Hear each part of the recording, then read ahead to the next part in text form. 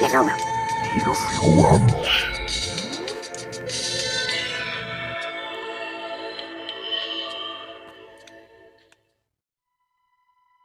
year is 2008, Springwood, Ohio. On Elm Street, the house has been owned by a few. Some tales of it are more natural, others less so. Currently owned by a family of 3.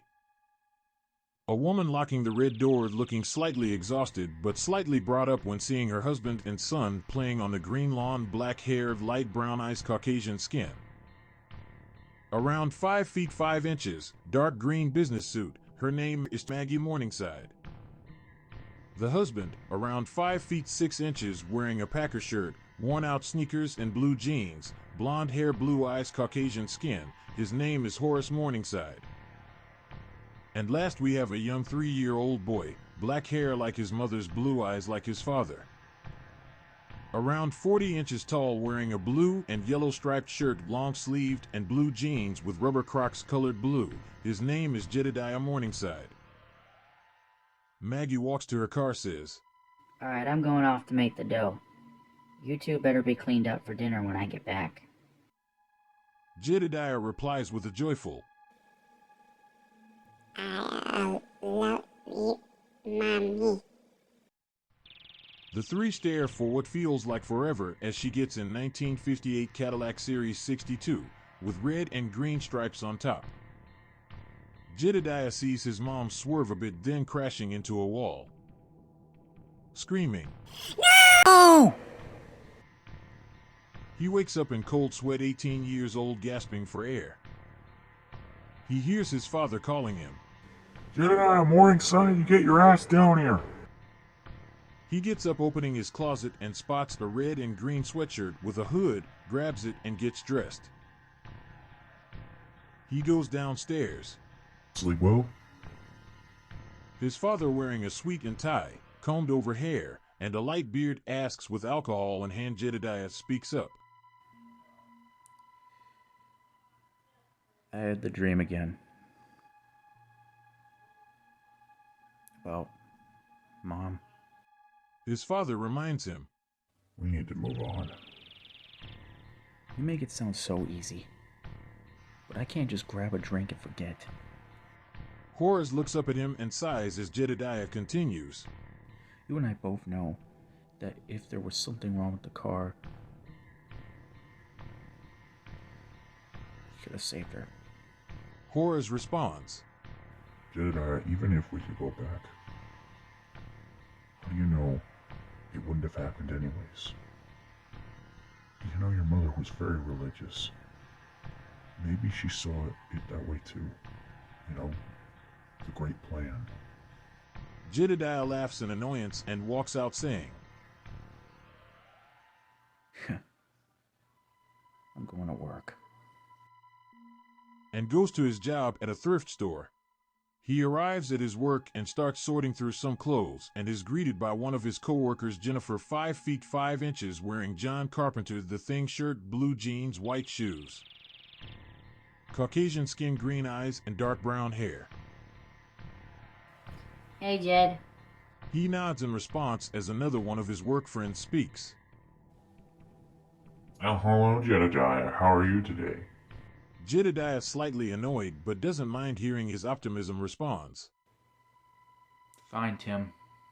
Tim is about 6 feet, curly brown hair, dark brown skin, red sweatshirt, white t-shirt, underneath shirt, black jeans, blue shoes, silver glasses, and blue eyes. He notices his last co-worker, Malcolm, 5 foot 4 inches, Caucasian skin, black sweatshirt, black dyed hair, nose piercing, gray sweatpants, and black shoes, goes to the dumping section on the table. Jedediah finishes. Morning, Malcolm. Malcolm responds. "Hello, Jedediah. How's our best self-pitier and tagger?" Everyone kinda chuckles, including Jedediah. He responds with a bit of snark, saying, You know, at least I don't have a crush on Patrick Bateman. And oh, could be heard as Malcolm laughs and responds. "The actor, okay? I just said he did kinky stuff." After the laughing stops, Jedediah tells them. I had the dream about my mom again.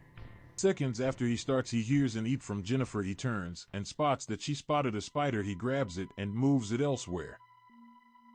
He continues. Anyway, feels so real, like I felt the air and the flames off the car.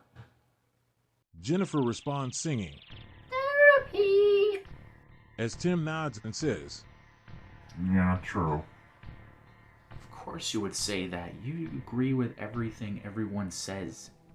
Tim looks up and nods saying, True. Malcolm responds by saying, I don't know why you keep asking us for advice if you don't like what we have to say. Jedediah shakes his head saying, Never mind. The day goes on and he clocks out. He goes home, takes a shower, throws his clothes in the laundry, puts underwear and a t-shirt on and jumps in bed. Slowly, like sinking into his bed, he feels the breeze of the air, seeing his dad in the Packer shirt. His mom closing the door, hearing the words, Alright, I'm going off to make the dough. You two better be cleaned up for dinner when I get back.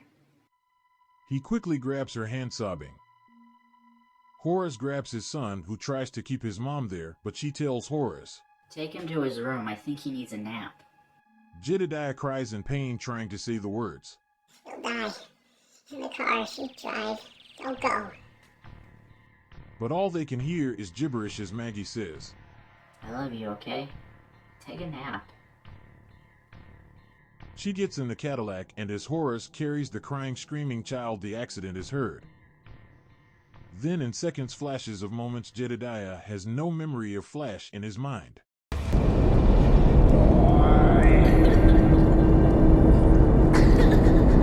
Don't worry, baby. Mommy just had to take her medicine for me and Daddy especially. But you won't tell, will you?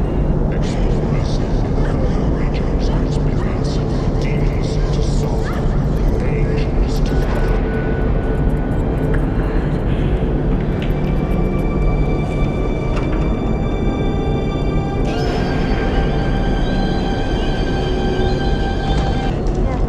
Have you seen the cats yet? It's all for you!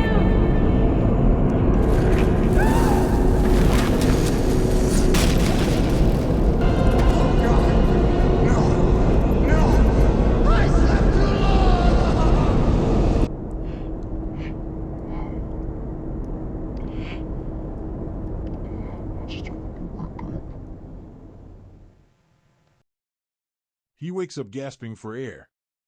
He wipes away his sweat, gets dressed, and goes downstairs, same as yesterday. His father in the suit drinking bourbon on the rocks. He wipes his face and says, I know you told me to let go of Mom the other day, but last night I had a dream about that day, but this time I grabbed her, and then you pulled me to the house when it happened. and seconds after saying that, he sees his father's confused face as he says, You did try to pull her away from the car. Jedediah laughs and says, No, we were playing, and she got in the car when it crashed. Horace looks really close at him and says, No, she crashed after I tried getting you back into the house. I could only make up bits and pieces of what we were saying before it happened, but it sounded like you said you die. We've been talking about this for years. Jedediah, confused, wipes his head, tells his father, I don't know. Maybe my hunger's getting to me. His father paces him a plate of eggs and leaves as Jedediah asks himself, Did I change history in the dream?